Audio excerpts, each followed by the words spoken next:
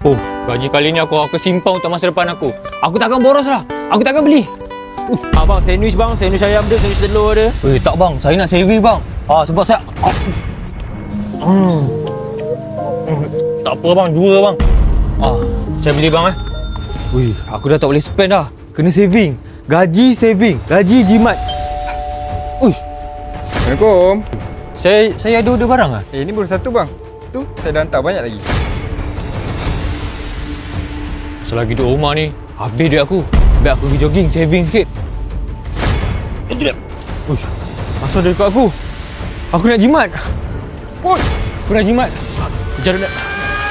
Aku nak jimat. Aku nak jimat. Wait. Sini mesti boleh jimat ni. Aku selamat. Abang, kerusi ni sejam 50 abang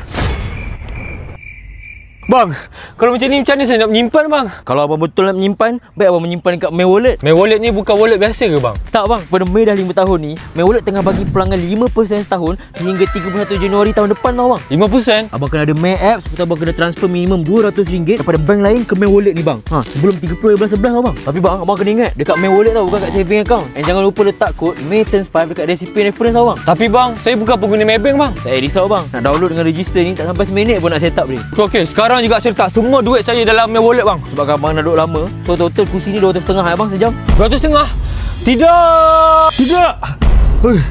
Nasib baik mimpi selamat dia aku. Okey bang, dah masuk bang Semua dah masuk, semua sekali 250 abang Aku bayar apa? Abang tidur sini abang kena bayar bang.